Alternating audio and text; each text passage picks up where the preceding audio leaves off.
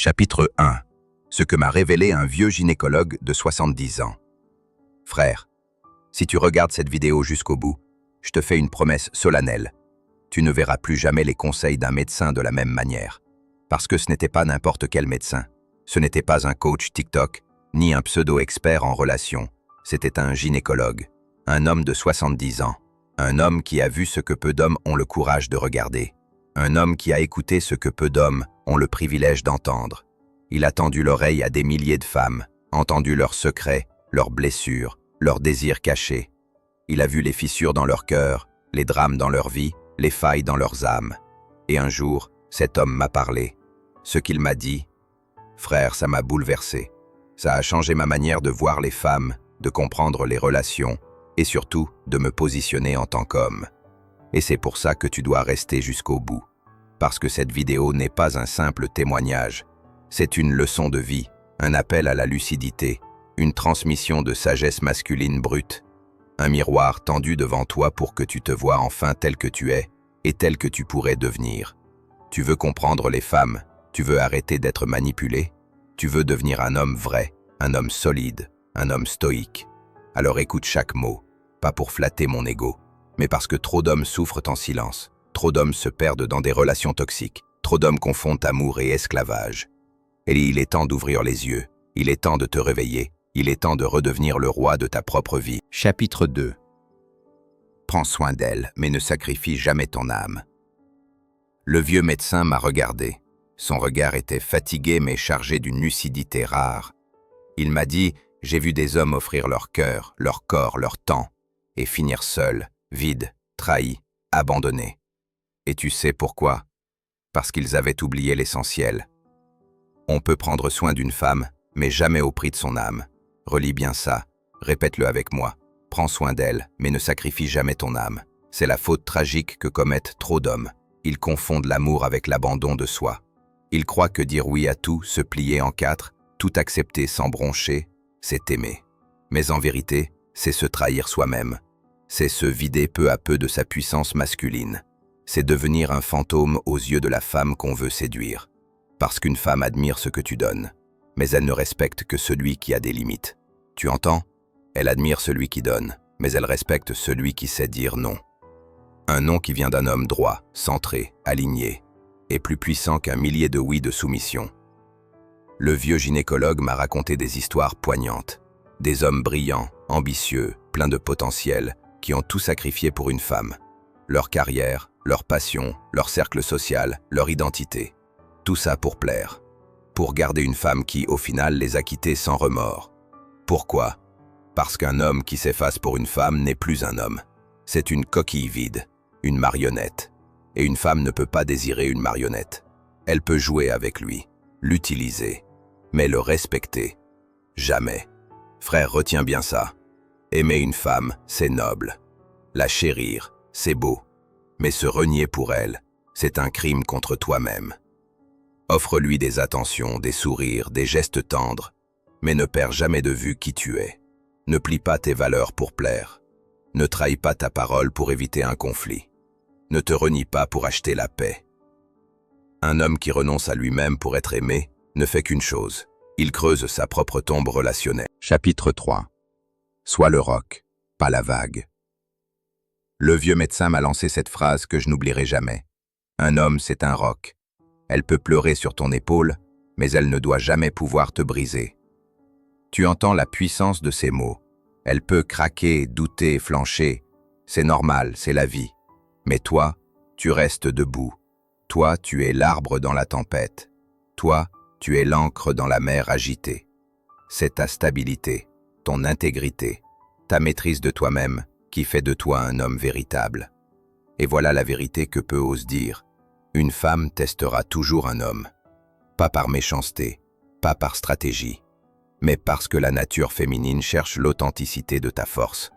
Elle dira des choses pour te provoquer. Elle pleurera, criera, fera du chantage affectif.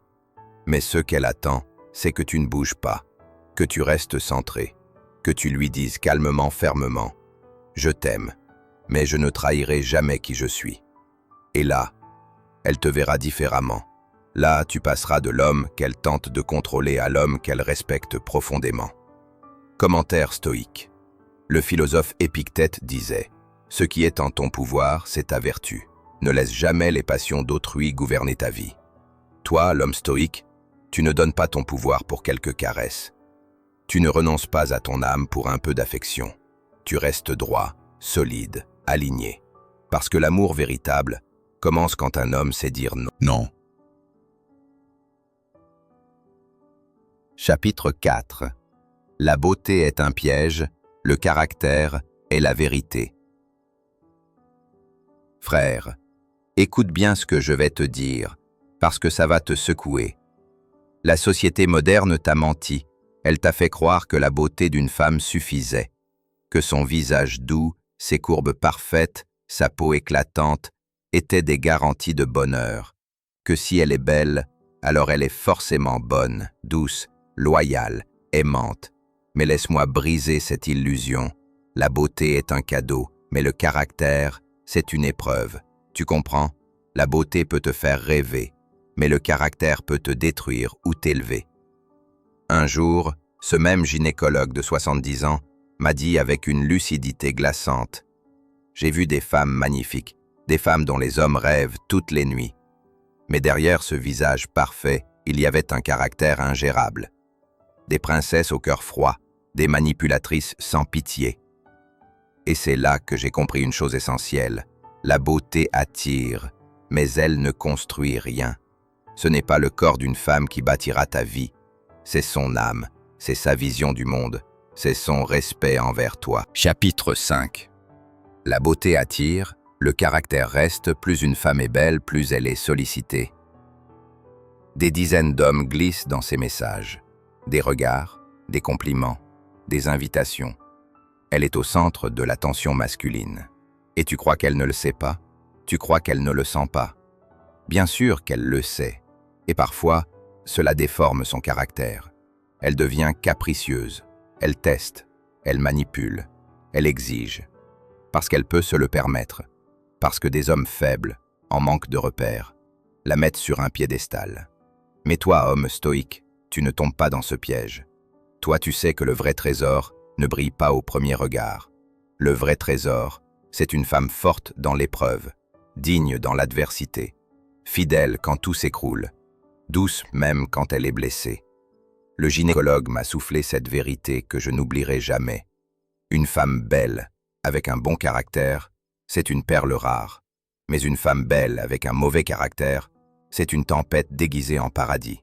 Et cette tempête, si tu n'es pas prêt, elle va te broyer. Chapitre 6. Le stoïque observe avant de s'attacher. Frère, si tu es un homme véritable, tu n'es pas hypnotisé par un corps, tu es fasciné par la cohérence d'une âme. Avant de t'attacher, tu observes. Avant de t'investir, tu analyses. Avant de tomber amoureux, tu testes. Comment parle-t-elle à un serveur? Comment traite-t-elle sa famille? Comment réagit-elle quand elle est contrariée? Est-ce qu'elle s'est donnée? Ou est-ce qu'elle ne fait que prendre? Est-ce qu'elle est loyale dans l'ombre ou brillante seulement en public? Le stoïque ne se précipite pas, il prend son temps, il regarde au-delà de la surface. Parce qu'un homme qui se laisse emporter par la beauté finit toujours par payer le prix fort. Il découvre trop tard que le paradis qu'il croyait embrasser était un enfer camouflé. Alors écoute-moi bien, admire la beauté, mais choisis le caractère. Chapitre 7. L'amour qui te fait courir est un poison. Frère, écoute-moi bien, parce que ce que je vais te dire peut littéralement te sauver des années de souffrance, de doute, d'épuisement émotionnel. Tu veux connaître un des plus grands pièges de l'amour moderne? Un des mensonges les plus cruels qu'on t'ait jamais vendus? Le voici. Tu crois que plus tu fais d'efforts, plus elle finira par t'aimer. Faux. L'amour qui te fait courir n'est pas de l'amour, c'est de l'humiliation. C'est une course sans fin vers une illusion qui ne t'attend pas. Plus tu cours, plus elle s'éloigne. Plus tu insistes, plus tu t'effaces. Et plus tu t'effaces, plus tu deviens invisible à ses yeux. Et tu sais ce que m'a dit le vieux gynécologue de 70 ans, avec son regard usé mais perçant? J'ai vu des hommes solides, des bâtisseurs, des travailleurs, des pères de famille. Des hommes qui se sont mis à genoux pour une femme qui ne les aimait même pas. Et ces hommes-là, je les ai vus se détruire de l'intérieur. Pourquoi? Parce qu'ils ont confondu désir et disponibilité. Parce qu'ils ont pensé que l'amour pouvait se provoquer à coups de sacrifice. Ils ont cru que donner, donner, encore donner, allait créer un miracle. Mais non, frère, ce n'est pas comme ça que l'amour marche. Chapitre 8. Ce qui est forcé finit toujours par mourir. Plus tu forces une femme à t'aimer, plus tu t'éloignes d'elle. Plus tu insistes, plus tu l'étouffes. Et plus tu donnes sans retour, plus tu t'épuises dans le vide. Le respect, ça ne se négocie pas. L'amour, ça ne se supplie pas. Et ta dignité, frère, elle est plus précieuse que n'importe quel baiser. Le gynécologue m'a raconté l'histoire d'un homme, la cinquantaine, un bon vivant, généreux, passionné.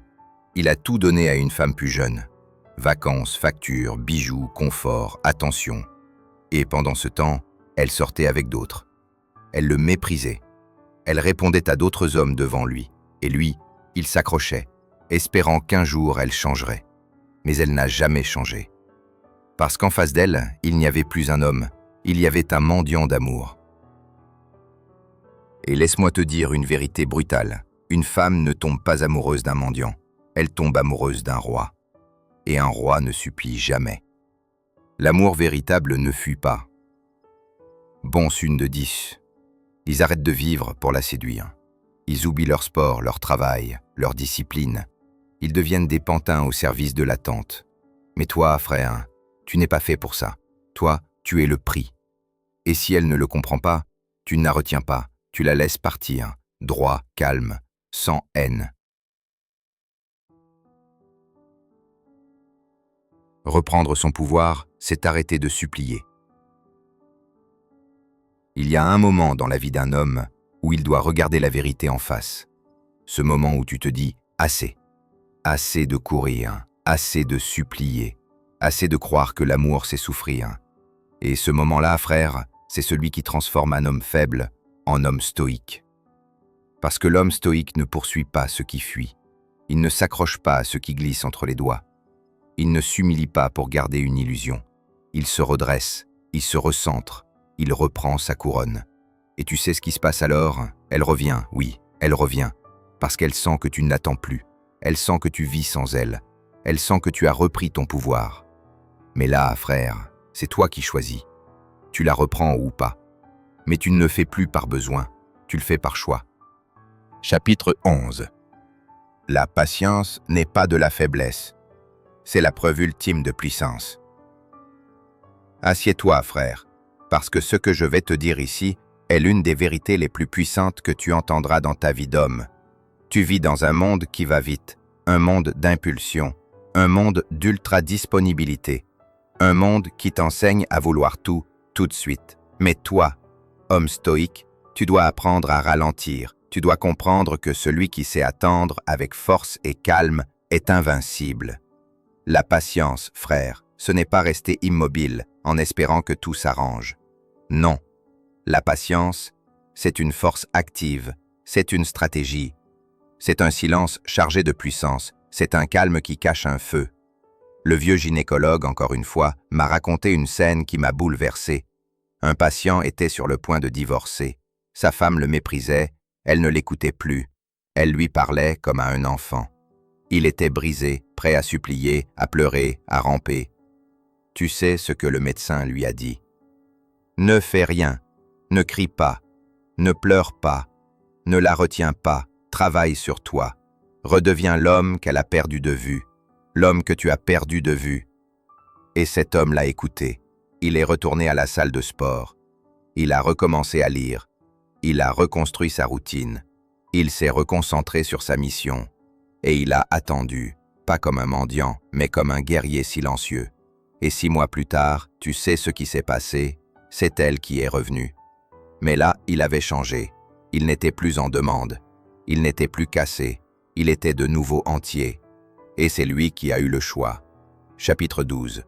La patience, c'est le terrain où les faibles tombent et les rois naissent. Beaucoup de frères abandonnent parce qu'ils ne voient pas les résultats immédiats. Ils commencent un projet, ça ne marche pas. Ils arrêtent.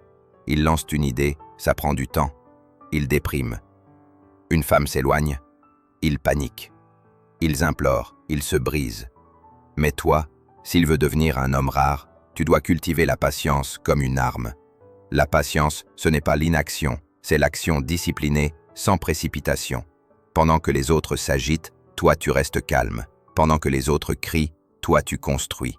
Pendant que les autres cherchent l'issue rapide, toi tu bâtis l'issue durable.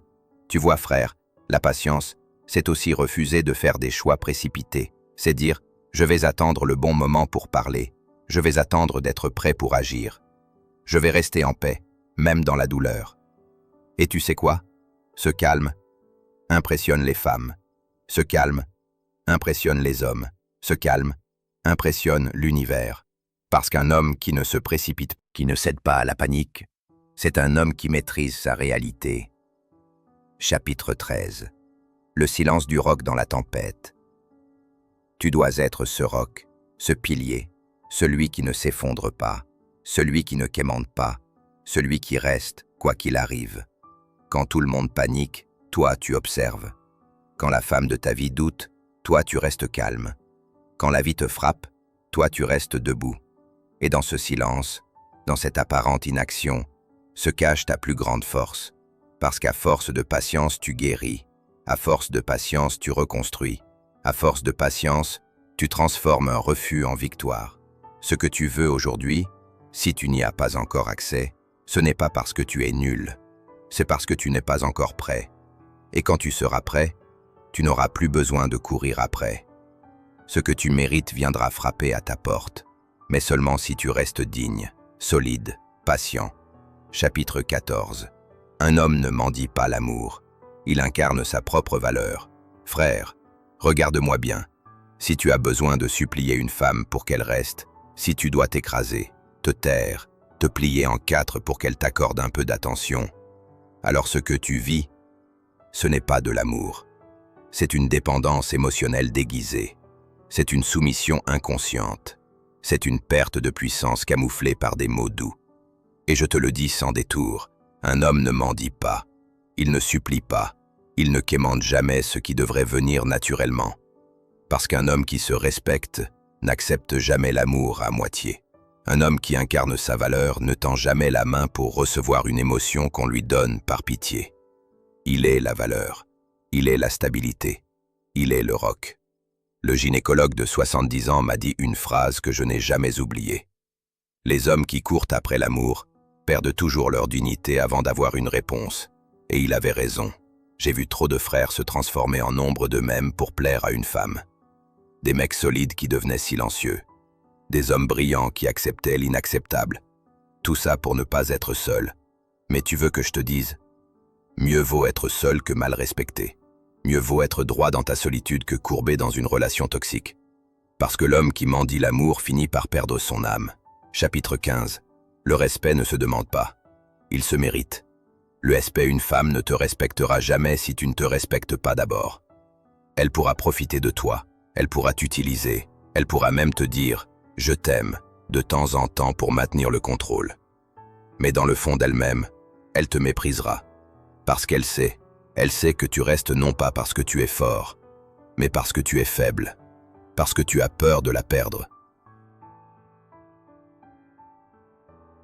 Parce que tu as oublié ta propre lumière. Et ça, frère, ça tue l'attirance. Une femme ne respecte pas un homme qui s'écrase. Elle respecte celui qui se tient droit, celui qui pose ses limites, celui qui dit « je t'aime, mais je ne me trahirai pas pour toi ».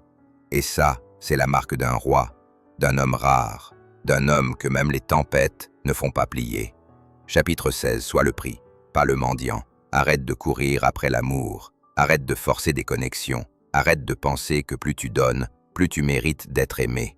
Parce que dans la réalité, plus tu donnes à une femme qui ne te veut pas, plus elle se détourne.